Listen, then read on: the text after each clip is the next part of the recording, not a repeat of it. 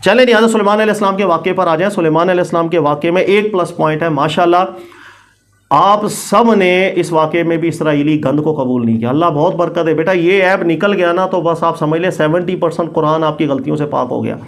قرآن نہیں، تفسیر قرآن آپ کی غلطیوں سے نکل جاتا ہے، کہ سب سے بڑا ریشو یہ ہے. اب اس واقعے کے اندر بھی آپ نے دیکھا ہوگا کہ ماضی تو چلو ٹھیک ہے، ماضی میں کسی نے تفسیر لکھی، ہمیں نہیں پتہ کون تھے، ان سے غلطیاں ہو گئی. لیکن آج کل کی بھی تفسیروں کے اندر آپ پڑھیں گے یہ اسٹوریاں چھپی ہوئی ہیں. سلیمان علیہ السلام آئے، وہ گھوڑوں کی ٹانگیں کاٹ دی تو گردنیں کاٹ دی، غصہ آ گیا تھا آپ کو. اس کے اندر بھی سیم سچویشن یہ بنتی ہے. ہم سیاق و سباق بڑا معنی رکھتا ہے، اسرائیلی قصوں کو اٹھا کے دیوار پہ مارنے ہوتے ہیں ایکچولی، اور کچھ بھی نہیں ہوتا. اور ہمارے یہاں دیکھیں گے بڑے مشہور تفاسیر ہیں، اگر آپ لوگوں نے پڑھی ہوں، وہ آج تک اس کا دفاع کرتے ہیں، حالانکہ قرآن میں اس کا کوئی تعلق ہی نہیں بنتا. جیسے آپ دیکھ لیں وہ کون سی تفسیریں آج کل کی بہت سی ہیں جس میں. اچھا اب میں موٹا موٹی چیز ذکر کرتا ہوں. حضرت سلیمان علیہ السلام کا جب واقعہ ذکر کیا تو اللہ نے تمہید کیا باندھی بیٹا. تمہید پہ دیکھیں، وَوَهَبْنَا، پہلے داؤد علیہ السلام ان کی تعریف کی، واقعات ذکر کر دیے، کیا غلطی ہوئی، کس طرح غلطی پر توجہ گئی، سب بات کی اللہ نے. پھر فرمایا وَوَهَبْنَا لِدَاؤُدَ سُلَيْمَانَ، ارے اسی داؤد کو میں نے تحفہ دے دیا تھا سلیمان کا. ہائے ہائے، جب والد اتنا عظیم ہو اس کی تربیت میں رہنے والا بچہ کیسا ہوگا. اب اللہ تعریف کر رہے ہیں، جو تحفہ میں نے سلیمان علیہ السلام والا دیا تھا نا داؤد علیہ السلام کو، نعم العبد، کیا ہی بندہ تھا، کیا ہی زبردست بندہ تھا. انہ اواب، اور یہ بھی اللہ کی بارگاہ میں کثرت سے رجوع لانے والا بندہ تھا. اب حضرت سلیمان علیہ السلام کی تمہید میں اللہ نے کہا کیا بندہ تھا. سلیمان علیہ السلام، داؤد علیہ السلام کی تمہید میں اللہ نے کیا کہا تھا، کیا قاضی تھا. اور یہاں اللہ نے کہا کیا ہی بندہ تھا، ٹوٹل بندے کی طرف ہی کہا کیا بندہ تھا. اب ہم شرح بنائیں، اور اگر شرح یہ بنا دیں کہ کیا بندہ تھا، ہاں نماز چھوڑ دی ایک دفعہ تو اس کے بعد گھوڑوں کو منگا کے ٹانگیں کاٹ دی، ابھی یہ بندہ تھا. کیا کہہ رہے ہو یار خدا کے واسطے. سیاق و سباق کیا کہہ رہا ہے، اللہ کہہ رہا ہے کیا بندہ تھا، اور آپ آگے شرح کر رہے ہو یہ بندہ تھا کہ نماز چھوٹ گئی پھر گھوڑے منگوا کے ٹانگیں بھی کاٹ دی. اچھا ایک گناہ کیا، اور گناہ نعوذ باللہ، مطلب کیا تو کچھ نہیں، غلط تشریح آتے ہیں. ایک تو گناہ ہوا، اللہ سے توبہ طائب کرنے بے زبان جانوروں کے اوپر ظلم کر دی. یہ ایسا ہی ہے جیسے آپ اس کو ڈراماٹائز کریں اپنے اوپر. میں آپ لوگوں کو پڑھا رہا ہوں، پڑھاتے پڑھاتے نماز کا ٹائم چلا گیا، اور آپ لوگوں کے سامنے ادھر ایک بلی تھی، میں نے اس کو دم سے پکڑا، ابے نماز چلی گئی میری، اس کو میں اٹھا کے دیواروں پہ مار رہا ہوں، ابے نماز چلی گئی میری. ابے آپ سارے بولیں گے یہ پاگل ہو گیا سر، اس کا دماغ کھسک گیا. ابے نماز میری نکلی ہے، بے زبان پہ میں کیا ظلم کر رہا ہوں. یہ شرح ایسا نکل کے جو آئی ہماری تفسیر میں، یہ ٹوٹل شرح، کوئی تعلق بیٹا اس چیز سے نہیں تھا، اسرائیلی گند تھا. اللہ تعالیٰ نے یہاں بیان کیا نعم العبد انہ اواب. دو جملوں پہ غور کیجئے گا، میرا کیا پیارا بندہ تھا اور اللہ کی طرف رجوع لانے والا. لہٰذا اگلے واقعے کے اندر یہ دو چیزیں اللہ ذکر کر رہے ہوں گے، میرا بہت پیارا بندہ، ہاں جب کبھی کوئی مسئلہ ہوتا آتا میری طرف، رجوع میری طرف ہی کرتا. اسی حساب سے ہم نے واقعے کو دیکھنا ہے. تو سب سے پہلے اللہ نے کہا میرا کیا پیارا بندہ تھا. اب اللہ نے اس کا پیارا پن دکھایا. پیارا پن کیا اللہ بیان کرتے اذ ارید علی بالعشی صافنات الجہاد، میرا اتنا پیارا بندہ تھا جہاد کے لیے. دیکھو اس کے پاس صافنات الجہاد آتے تھے. صافنات الجہاد عام گھوڑوں کو نہیں کہتے، وہ گھوڑے جو جہاد کی تیاری کے لیے ٹرینڈ ہے فل. تو یہ پورا ایک نقشہ ہم ڈراماٹائز کر سکتے ہیں کہ سلیمان علیہ السلام اس وقت وہاں موجود تھے جہاں پر ایسے مشقیں ہو رہی ہوں گی یا جہاد کی تیاریاں ہو رہی ہوں گی، ایسے گھوڑے ہو رہے ہوں گے. اب جہاد والے گھوڑوں کو میں دیکھ رہا ہوں، بیٹا خود غور کریں، میرے توجہ جہاد والے گھوڑوں کی طرف ہو تو میں تو خود اللہ کی طرف ہی دھیان ہے نا میرا، یا کسی دنیا کی طرف دھیان ہے. جب سادے گھوڑے نہیں جہاد والے گھوڑوں کی طرف میں ہوں، انہی جہاد والے گھوڑوں سے میرا ذہن اللہ ہی کی تو طرف ہوگا، کسی اور کی طرف کیسے ہو سکتا ہے. اور پھر میں آگے شرح اسی کی مطابقت کی مجھے نکالنی پڑے گی. اب جہاد والے گھوڑوں کو دیکھ کر کے ایک انسان کیا بولے گا، یار ان جہاد والے گھوڑوں کو دیکھ کے میں نماز چھوڑ بیٹھا، یہ تعلق ہی نہیں بنتا بیٹا.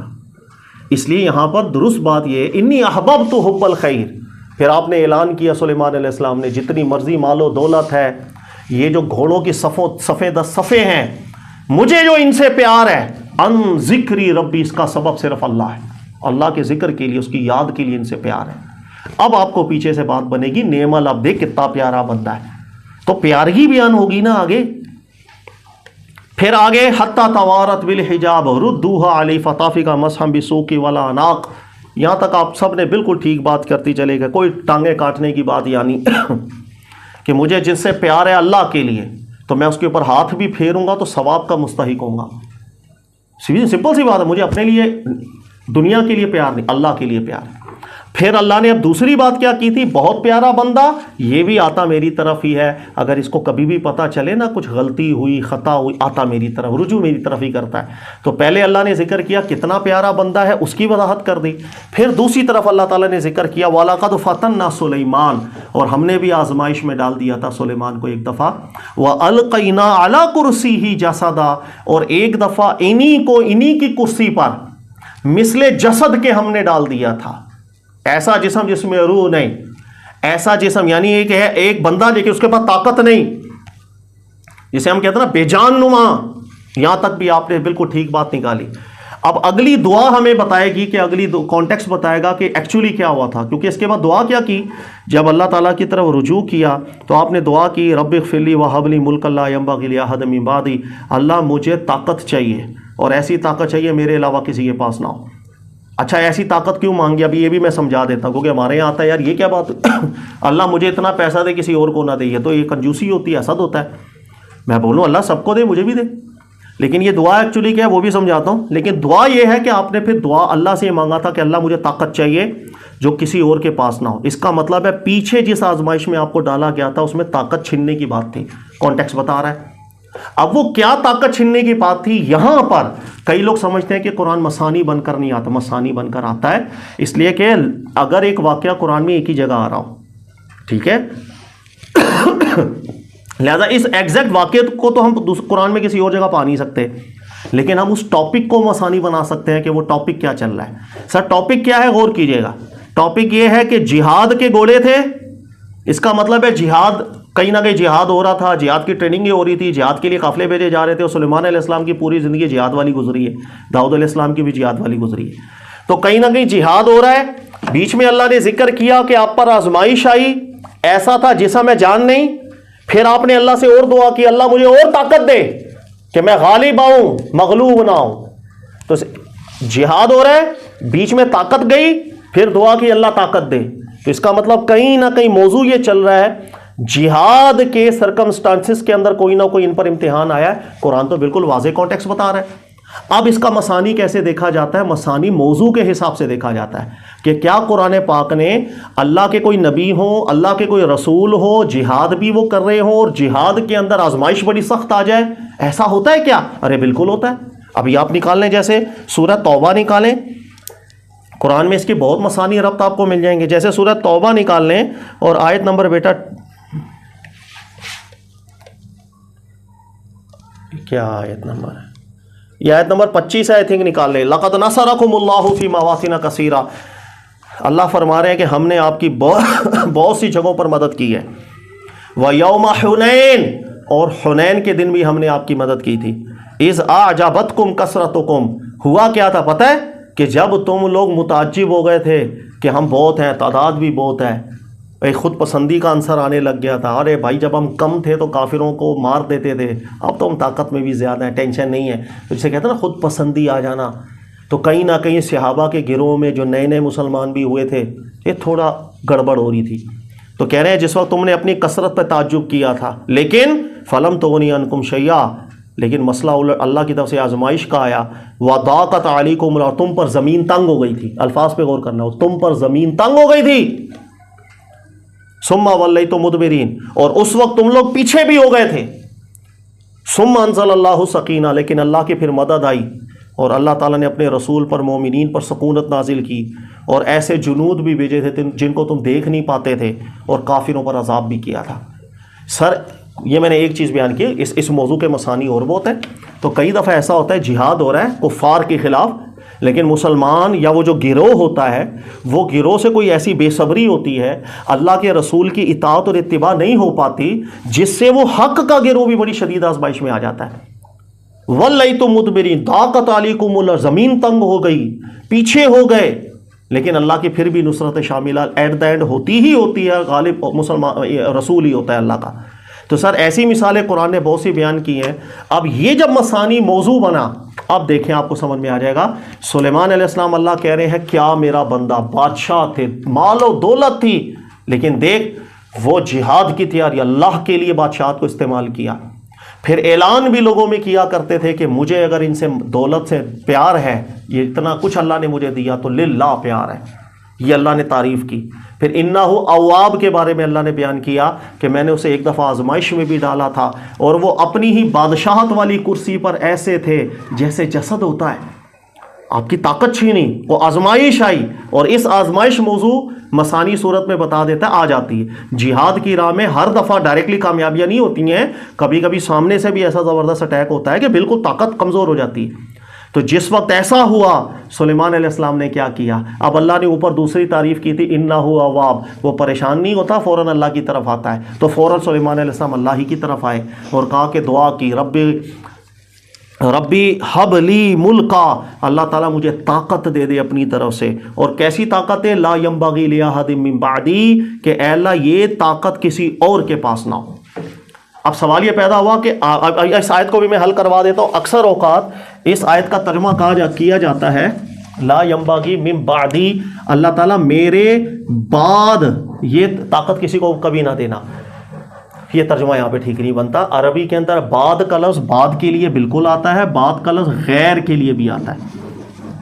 قرآن پاک کی ایک آیت ہے فَمَن يَهْدِيهِ مِن بَعْدِ اللَّهِ، اللہ نے تم پر اپنے حق کی آیتیں نازل کی ہیں، تو کون ہے جو تمہیں ہدایت دے گا؟ من بعد اللہ، کون ہے جو تمہیں ہدایت دے گا اللہ کے بعد؟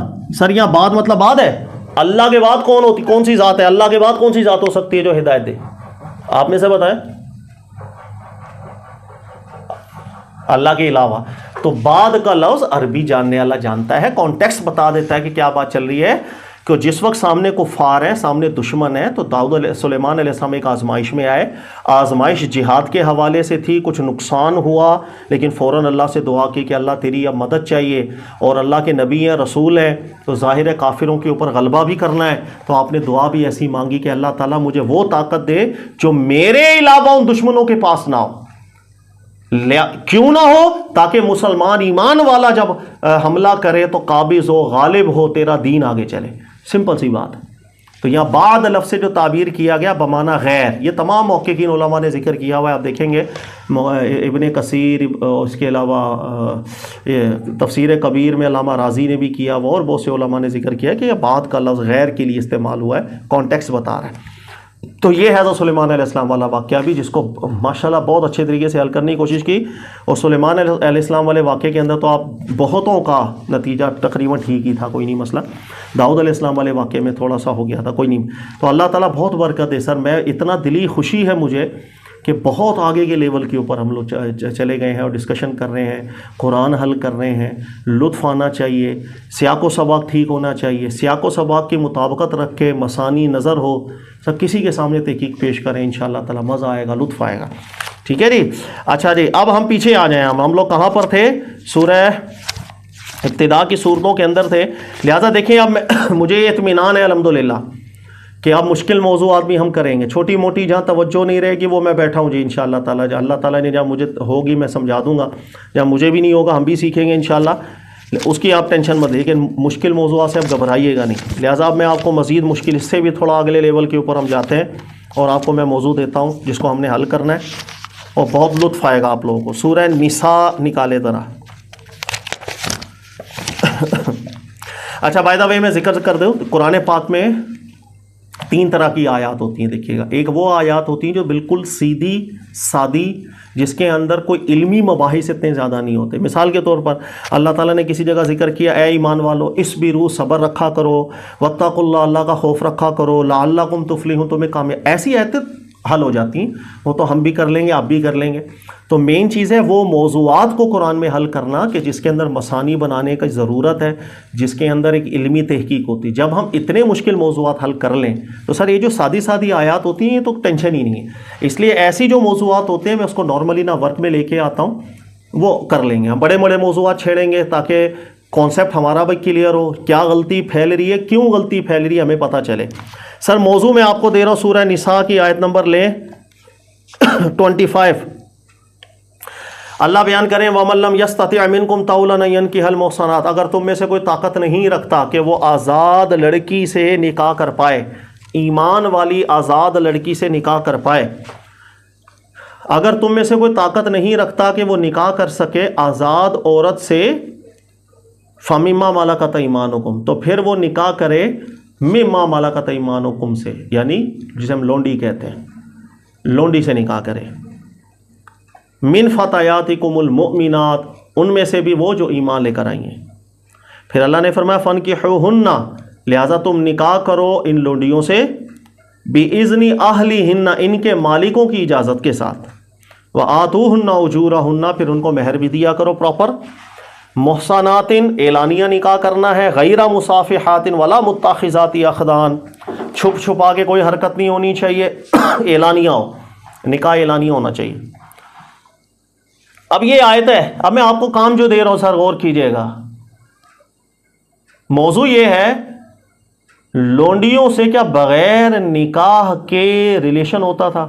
کیا ایسا تھا جس طرح ہمارے یہاں مشہور ہے کہ ایک تو آزاد عورت ہے، اس سے پراپر نکاح کیا جاتا ہے وہ بیوی بن گئی، لیکن لونڈیاں جو ہوتی تھیں چونکہ وہ جنگی قیدی ہوتے تھے، وہ پہلے سے ہی رسم و رواج چل رہی تھی، جتنے جنگی قیدی ہوتے تھے ان کو غلام بنا کے رکھا جاتا تھا۔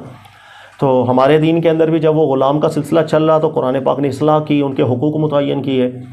لیکن ایک چیز ہمارے یہاں بڑی مشہور ہے کہ لونڈیوں سے بس وہ آپ کی کسٹڈی میں جب آ جاتی تھی تو اس سے ریلیشن جائے، وہ لائک ایسے ہی بیوی ہو گئی، اسے نکاح کی ضرورت نہیں ہوتی تھی، بس وہ ٹھیک ہے، پھر اس کو بیچ بھی سکتے تھے، اگلے کسی نے خرید لیا تو اس کے لیے حلال ہو گئی، پھر اس نے آگے بیچ دی، تیسری نے خرید لیا اس کے لیے حلال ہو گئی، تو وہ بس اسی جس کی ملکیت اس کے لیے حلال۔ سر دو نقطۂ نظر ہیں اس موضوع کے لیے۔ اب یہ ہے بڑا موضوع جو آپ لوگوں کو انشاءاللہ تعالیٰ دیکھیے گا دماغ اور کھولے گا کہ لونڈی کے بارے میں دو ہے موقفات، ایک یہ کہ بلا نکاح بالکل جائز ہے ان سے ریلیشن، اور ایک موقف علماء کرام کا ہے وہ ذکر کرتے ہیں کہ نہیں۔ اب قرآن میں دونوں طرح کی آیات آپ کو ملے گی، بہت سی آیات ایسی ہیں جو آپ کو یہاں جاتی نظر آ رہی ہیں، بہت سی آیات ایسی ہیں جو آپ کو یہاں جاتی نظر آئیں گی۔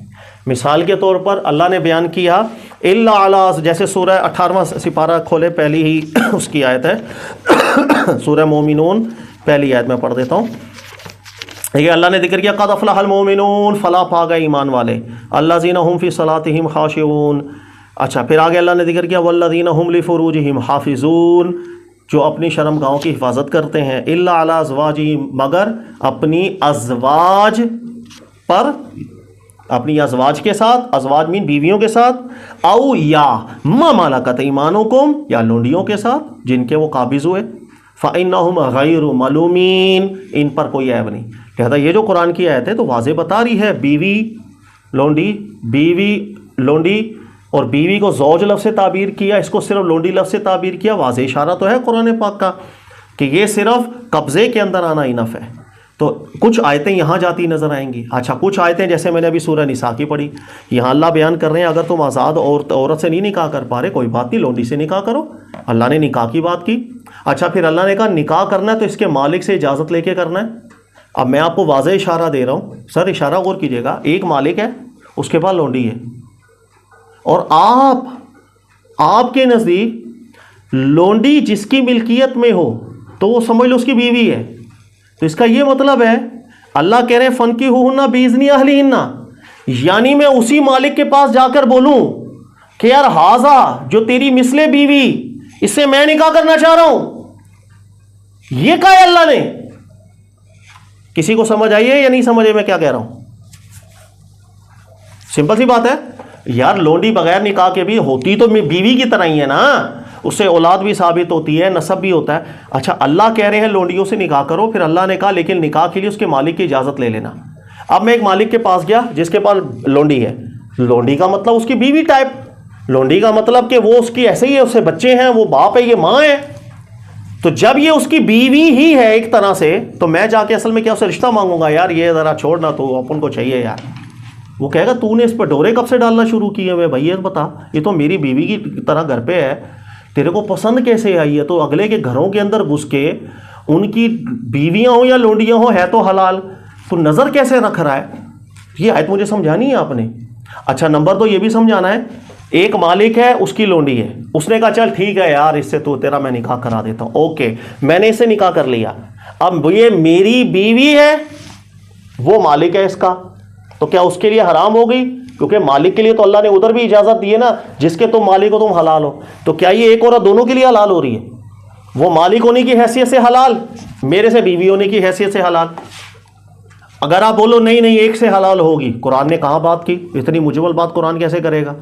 سر یہ موضوع آسان موضوع نہیں ہے، اس موضوع کو حل کرنا ہے، بڑے زبردست طریقے سے حل ہو جائے گا۔ اب مجھے بتانے کی ضرورت ہے، ہم سب سے پہلے قرآن کو مسانی بنائیں گے، جہاں جہاں لونڈیوں کا ٹاپک آیا ہے اس کو دیکھیں گے، تسلی سے پڑھیں گے، سیاق و سباق دیکھیں گے، پھر ہمیں انشاءاللہ مجھے امید ہے، چھوڑ دے اپنے دماغ میں ماضی میں کیا ہوا کیا لکھا، بہت اختلافات ہوئے، ہم نے دیکھنا ہے قرآن کہاں میں لے کے جا رہا ہے۔ تو مجھے امید ہے انشاءاللہ یہ بڑا موضوع بھی آپ حل کریں۔ میں خالی ایک موضوع دوں گا، یہ بڑا موضوع ہے، کریں گے۔ اب بڑے بڑے موضوعات کرتے ہیں یار، اب چاند پہ چھلانگے مار رہیں گے ہم انشاءاللہ تعالی، ٹھیک ہے؟ لیکن اگین کون سا بیٹا، وہ بھی بڑے موضوعات میں ہے نا، وہ ابھی بڑے بڑے کریں گے نا۔ میں نے داؤد علیہ السلام والا واقعہ اس لیے آپ کو دیا تھا کہ انشاءاللہ مجھے اب ٹینشن نہیں، مجھے اب یہ چیز گھبراہٹ نہیں دے گی کہ آپ لوگ جو ہے نا مروب ہو جائیں گے کہ پہلے کیا لکھا ادھر کیا لکھا۔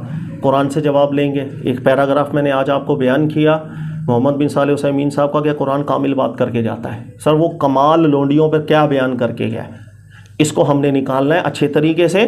کوئی بھی نتیجہ نکلے، صحیح نکلے غلط نکلے، غلطی ہو گھبرانا نہیں، غلطی کریں گے تو سیکھیں گے۔ چاہے غلط نتیجہ ہو، آپ کو پتہ لگے گا ہاں یار میں یہ آیت مس کر رہا ہوں، یار یہاں سیاق و سباق کا خیال نہیں کیا، تو نیکسٹ موضوع کے اندر آپ کریں گے۔ اور اس کو محنت کیجیے گا انشاءاللہ تعالیٰ۔ اس کے اندر بھی الگ کام کرنا چاہیں کر لیں، آپ لوگوں کا اختیار ہے۔ ٹیم ورک میں کام کرنا چاہیں بسم اللہ وہ بھی کر سکتے ہیں، ڈسکشن کریں اچھے طریقے سے مل کر، اگر کرنا چاہیں وہ آپ لوگ آپس میں دیکھ لیجیے گا، مجھے کوئی مسئلہ نہیں ہے، الگ کریں یا مل کے کریں، ٹھیک ہے؟ یہ بڑا موضوع ہے، باقی چھوٹے موٹے میں ویک میں آپ کو دیتا رہتا ہوں کام شام۔